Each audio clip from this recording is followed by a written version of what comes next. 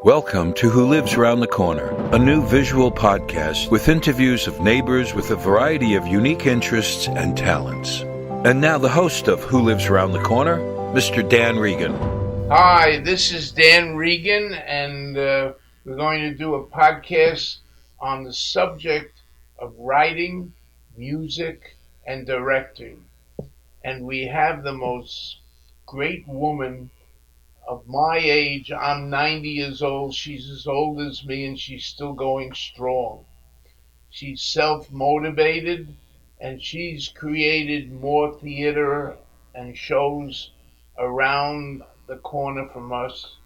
And I'd like you to meet the extraordinary woman. Her name is Hannah Price. How are you, Hannah? Thank you for participating in this podcast. Well, I'm very honored that you asked me to do this. Good. When I looked over your resume of 2 pages, and I couldn't try and figure out how you accomplished so much in your 90 years of life. But let's take it from the beginning. Where were you born? I was born in Germany. I was born in a little town.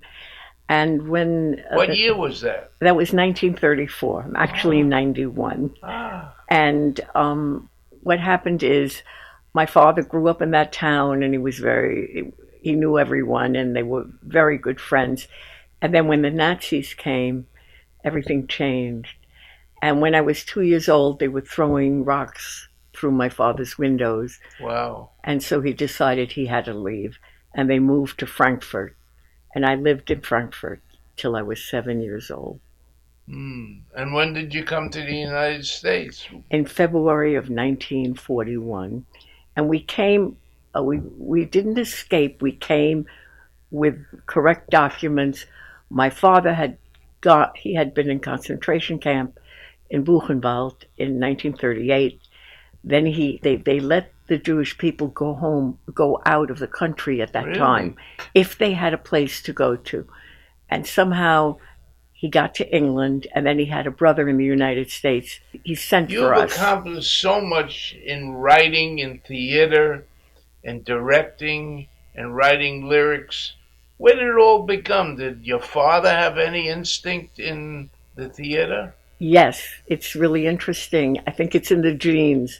My father lived in this little town, and he did theater with people in the town, and he would go to Frankfurt, and he would see operettas, and then he would give him ideas of what to do, and then he would come back and do it with the people.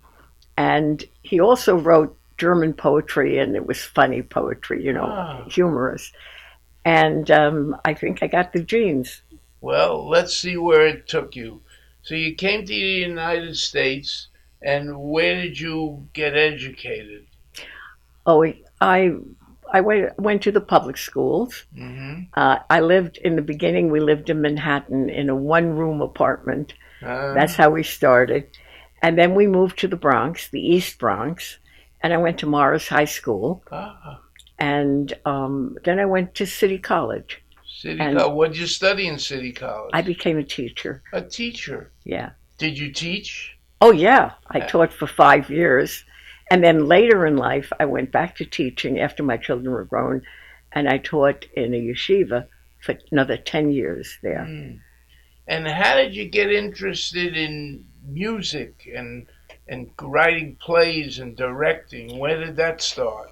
In my whole life, everything happened by accident. So I was a member of B'nai B'rith Women, and we were doing these Dolls for Democracy, where we told the life story of Jackie Robinson or Eleanor Roosevelt. And my neighbor said, why don't we do it with music? I never knew I could write lyrics. And that's how I started. I wrote the lyrics, little songs. And then when people heard that, they said, why don't you do a play? And said, I found a partner. And we did a play, and it just went on from there.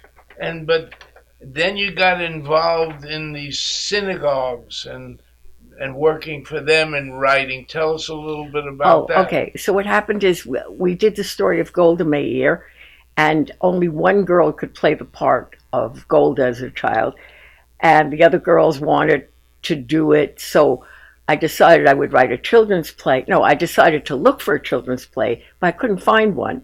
So I found a story in the library that I liked, and I adjusted it, made it a Jewish town, and with music. And we did the play. And after the play, the principal of the Hebrew school came over to me and he said, "How would you like to work for me doing plays?" And I worked for him, which was Paramus Jewish Center, and then I worked for Temple Emmanuel in Woodcliff Lake, and I worked at Temple Emmanuel for 10 years. And You have no self-education in writing plays, writing lyrics, directing. None at all. It all came by accident. No, it didn't come by accident. Came from Germany, from your father. I agree. Okay, you're right. That's where it came from. Well, you're very fortunate, and you got a remarkable thing. And then you went national, it says here, for writer, publisher, nationally distributed musical education, listen, sing, and learn. Right. A friend and I decided that we would. I was the writer. We would write well-known fairy tales, but each of them had a moral, and they would be 3 songs. 2 were just entertainment songs, but one was a teaching song. For example, we'd say, "You don't make fun of someone who's different. You don't make fun of somebody's looks. You have to act twice to see if he's nice, and you may get to like him, and you may get to like him, and you won't care about his looks." That's an example of one of the lessons in one of the stories. Tell me, and then tell us about a bag of tail players, a touring company. How did you get involved with them for 8 years? Again, by accident. What happened is our town had, I can't remember, some sort of a festival where anyone could participate. And I participated in that. And then 2 other women who had participated got a hold of me and they said, "Hey, we want to form a company that does children's theater. And would you like to be the writer? Would you like to be the lyricist and the writer?" And I said, "Yes." You got a lot of guts. Right, what terrible you just could happen? jumped in and you were successful. We were successful. We toured in Manhattan. We were all over. And it was a wonderful experience. Tell us about when you were a writer and lyricist for Design a Show. Okay. Out of that, then when the theater company kind of died down, 3 of us, well, it wasn't my idea. It actually was the idea of the gal who was the actress. And she said, "Why don't we do shows about this is your life with music?" And so what we would do, people would hire us to do a surprise party for their husband, for example. And we would get all the facts about his life. And then I would write the story. The pianist and the actress would then perform. And it was great. And then you went off Broadway. And what did you do? What was the play? The Gift of Love? Yeah, what happened is I was in my 60s and a young man, 29, was looking for a lyricist and he advertised. And he had started this play and we wrote the play, was The Gift of Love, and it actually went off Broadway, and it played in the 13th Street Repertory Theater, and it played in Elmwood Theater in Nyack. Yeah. And then you were writer director of 6 musical productions for working with seniors at the JCC in North Jersey. That's what I'm doing now, and that's a wonderful job. I am so happy. We're coming to you live from radio station WEVD. My mother has a fear when he bells up every year.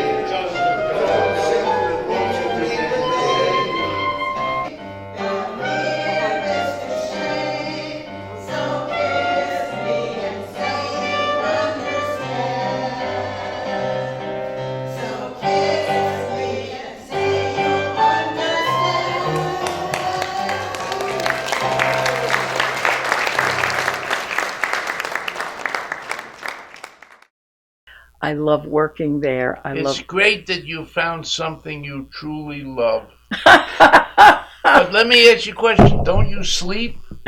You have a beautiful family, children, grandchildren, three children, and children, 6 grandchildren. How do you fit everything in? I don't know. I find the time, and sometimes when I wake up in the middle of the night, I'm thinking about what I'm going to do for my show or how to solve a problem. I just manage to do it. And still, you had an active, beautiful marriage. Yeah, I married a wonderful man. We were married 67 years. Wow, that's fantastic. Yeah. Tell me about the documentaries you did for cable television. That was quite a while ago. Well, we did that before cable television was big. It was when in the beginning of cable television. So we did a documentary. This I didn't do alone. This I worked with other people.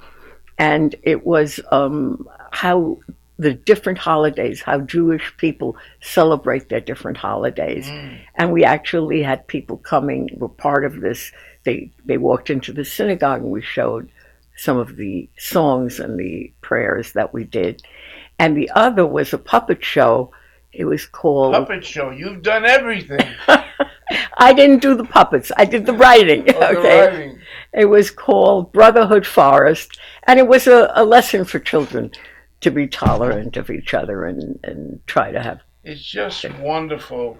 And you're a writer, director of original music for B'nai B'rith, the Women of Paramus chapter, Hadassah, New City Jewish Center. Oh, yeah. For New City Jewish Center, I used to do all the Purim spiels. Okay, what's that? Purim spiels, we have the holiday of Purim, which is a very joyous holiday. And then we tell the story of the holidays. And so I would take the story and put it in a different setting. So Haman would be a bad sheriff, for example. And the king was the mayor of the town. And always with music, always with lyrics, always with music. And people loved it. Where are you going in the future? You're 90 years old. You're as old as I am. And where do you think your career will take you? I am happy where I am now. I love working for the JCC of Northern Jersey. I love the director, Jennifer Sowers. And I am so happy doing the plays there. I think you're happy whatever you've done in the past and in the future. Yes. You're a happy person. Yes, I would agree with that. Yes. I want to thank you for your interview. You're a fantastic individual. And maybe we'll meet when we're 100 years old and we'll see where we're each going. Okay. Thank you very much. Thank you for giving me this interview. Right. If you have or know of a neighbor with a unique interest or talent, please get in touch with us with their contact information and please include their unique interest or talent. Email us at wholivesaroundthecorner@gmail.com. Goodbye for now. Thank you for joining us for this edition of Who Lives Around the Corner, a new visual podcast of neighbors with a variety of unique interests and talents, with host Dan Regan, brought to you by Rockland World Radio and Modern Metro Studios.